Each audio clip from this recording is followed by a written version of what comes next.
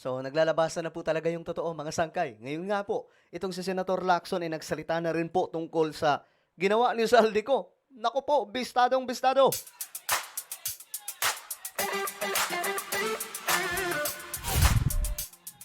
Yo guys, magandang oras po sa inyong lahat. Ako muli ito nagbabalik dito sa ating YouTube channel.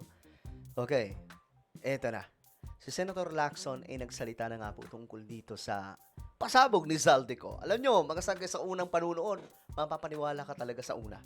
Pero, kapag ka natapos na, mga ilang oras ang nakalipas, doon mo marirealize na, teka lang, mukhang may mali. Tandaan po natin, ang kurap, lahat gagawin para makagkaroon po ng kalayaan.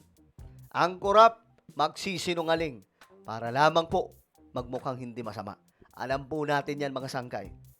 Eksperto ang kurap sa pagsisinungaling. Professional yan. Alright? Pag-usapan natin to, mga sangkay, itong pasabog ni Senator Lacson. Bago tayo magtuloy-tuloy, sa mga hindi pa po dyan nakakapag-subscribe, tayo po ay road to 2 million subscribers na. So ngayon, makikita nyo po yung subscribe button sa baba ng video na to. I-click nyo lamang po yung subscribe, i-click ang bell, at i-click nyo po yung all. Sa mga nanonood naman po sa Facebook, syempre, i-follow nyo po yung ating Facebook page. Okay guys, eto nga po ang pasabog ni Senator Lacson. Tinanong po siya tungkol dyan. Tingnan po ninyo mga sangkay ang sagot. Kung walang probative value, ano siya? Ano yun? Wala, narration. Kwento. Hindi naman siya under oath eh. Pumunta siya rito, mag-take oath siya, at sabihin niya yung statement niya, then, yun ang may probative value. Pero what do you make of that, sir? At kung totoong si Pangulo talaga yung nag-insert daw, nagpa-insert ng 100 Mahirap mag-speculate. Alam mo, ito ako, kasi alam ko yung kalakaran pagdating sa mga insertions. Why would, I'm not defending the president, ano? Why would he insert 100 billion sa BICAM? Samantalang sa NEP, kaya niyang gawin yun eh. Yun ang sinasabi natin. Naglabas ng numero, itong si Zaldico, na nag-insert daw po, nagpa-insert daw po si PBBM ng 100 billion sa BICAM.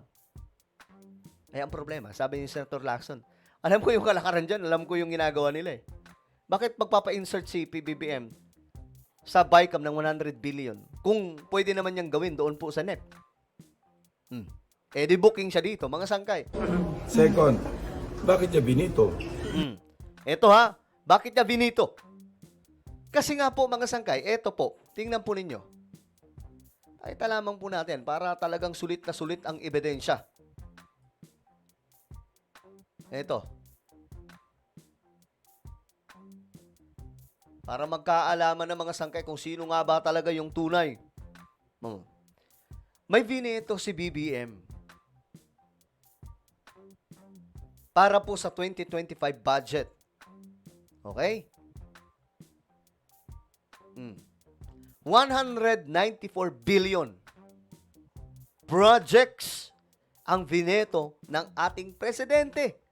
Doon pa lang, mga sangkay, malinaw na ayan po. Noong 2024,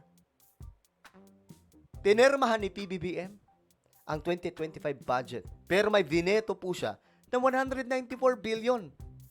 Doon pa lang tapos na yung usapan eh. Kalokohan yung sinasabi ni Zaldico. At tanga lang ang maniniwala doon. Tandaan po ninyo ha, yung kurap, gagawa at gagawa ng kahit na anong pamamaraan, maisalba lamang ang kanyang sarili at hindi po siya mahuli. Eksperto at professional sila sa pagsisinungaling. Tapos ang mga DDS magpapalakpakan, maniniwala. What? Why naman ganon, guys? Seryoso kayo? Bakit niya in-FLR? Oh. So unbelievable, incredible? No, I'm not saying it's unbelievable. Pero at face value, meron tayong sasabi na yung sabihin natin common sense only because Common sense ha. Yan ang wala yung mga DDS. Common sense. Kaya nga po, eto ha, common sense. Kung si BBM ang mastermind, bakit niya ilalanta dito? Diba? Ganun lang kasimple. Kung siya ay guilty, bakit niya ilalantad yun? Hindi po ba ang kailangan niyang gawin dyan? It's tabunan ng tabunan ng tabunan hanggang sa matapos ang kanyang termino. para walang malantad. Pero hindi. Pinasabog niya, nagpa-imbestiga pa. Kumuha pa ng mga investigador. Abay, pambihira naman. Alam ko yung budget process, yung budgeting process. Alam ni Senator Lacson yung budget process. Na nagsisimula sa NEP na yung presidente may complete control over what should be inserted in the NEP. Di ba? May mas control si PBBM sa NEP. So kung ganun na pala, ba't sa BICAM pa siya magpapa-insert? Di ba? Common sense, guys. Kung ganun lang pala, na kaya pala niyang maniobrahin sa NEP, bakit sa BICAM pa siya magpapa-insert? Hindi ba, Saldi ko? Katangahan niyang sinasabi niyo. Tapos paniniwalaan ng mga DDS.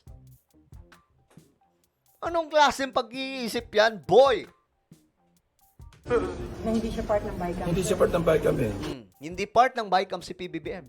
Ang gumagawa nun, mga senador, mga congressman. Booking na booking, guys. Sa dapat sa NEP pa lang, sinabi niya na yung DBM, sinabi niya yung DBCC. Uy, maglagay ka ng 100 billion sa DPWH. Di ba? And okay, up Sa NEP pa lang, doon na dapat. Kumbaga, okay, maglagay tayo dyan ng 300 billion. Di ba? Mga sangkay. Doon pa lang dapat eh. Ewan ko dito sa mga DDS. Sir, assuming na totoong nagpa-insert sa BICAM, ba't yung dito? Assuming na nagpa-insert siya. O ito, ang ganda sinabi ni Lacson. Assuming na nagpa-insert siya sa BICAM ng 100 billion. Ngayon, ang tanong, bakit niya vineto? O ayan. Bakit vineto ni PBBM? Ayan o, 194 billion projects. Common sense, guys. Gamitin natin ang utak paminsan-minsan. Regalo yan ng ating Panginoong Diyos. Para po mag-isip. Di po ba? Anak ng tokwa, tanga-tanga na lang yung maniniwala sa ganito. Sayang ba na hindi nyo na-invite kahit sa Zoom si Zaldico para sana kahit papano? Yeah, Natanong because nyo, sir? Si Senator De La Rosa suggested sa chat group namin, sabi niya, Sir Ping, may apprehension ako kasi pagka pinag-zoom natin yan, hindi naman siya under oath, baka gamitin lang propaganda at kung sino-sino ituro. And we cannot hold him accountable. Hindi natin siya ma-cite in contempt of the committee because wala siya rito. Mismo. Hindi naman siya under oath. Now, kung pupunta siya sa isang embassy, Philippine Embassy or Philippine Consulate, at doon siya magre-request na mag-zoom under oath, valid yun. Yun. Pwede po ninyong Sa madaling sabi, umuwi ka na lang, Zaldi ko. Dito ka manumpa. Dito, panumpaan mo yung mga sinasabi ninyo.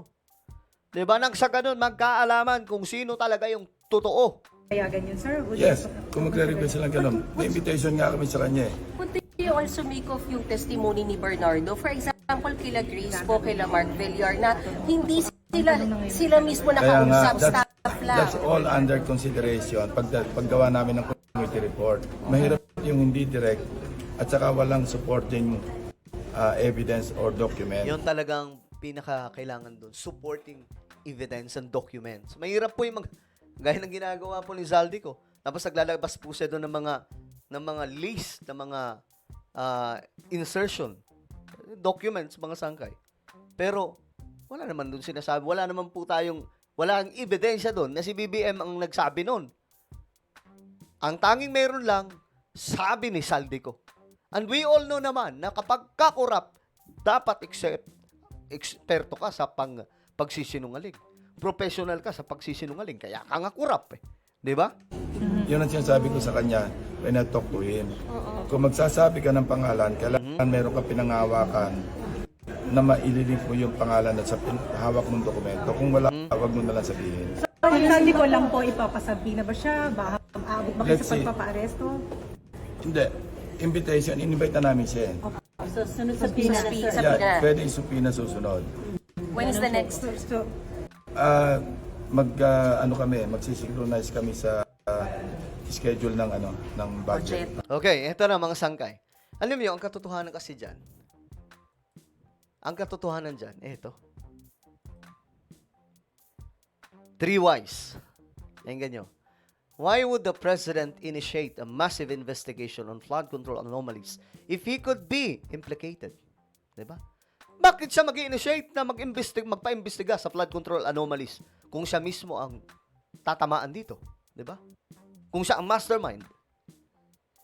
Why would the president make an insertion in Congress when he can very well include it in the NEP prepared by the DBM? No? Di ba? Bakit pa siya magpapa-insert doon po sa BICAM ng Congress kung sa NEP naman pwede niyang trabahuin yun? Di ba isang malaking katangahan yung paniwalaan si Zaldico? Mga kababayan?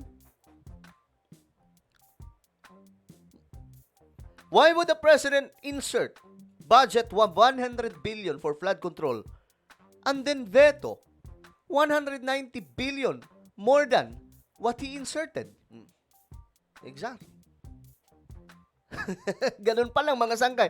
Napakadali lamang pong i-debunk. Bakit siya magpapa-insert ng 100 billion para sa flood control? Kung veneto naman niya, lagpas pa po sa 100 billion. Almost 200 billion ang pinabasura niya. Kita niyo yan, mga sangkay. Nagkabuhol-buhol, di ba? Kaya naman, ayus-ayusin nila yung script. Ayus-ayusin nila ang script. Kung sino man ang gumawa niyan, mabubuko ka rin. At mukhang may mga lumulutang na nga pong pangalan. Alright? So, ayan mga sangkay. Pero ito lang ang sabi ni Lacson. Pumunta siya rito, mag-take out siya, at sabihin niya yung statement niya. Then, yun ang may probative value. Yun lang. Zaldico, come home. Umuwi ka. Patunayan mo na hindi ka buhaya. Ano ba ang inyong opinion? Comment down below. Meron po tayong YouTube channel, Sangke Revelation. Hanapin niyo po ito sa YouTube. Ngayon din, kapag nakita niyo na, i-click niyo po yung subscribe, i-click ang bell, at i-click niyo po yung all. Ako na po ay magpapaalam. Mag-iingat pong lahat. God bless everyone.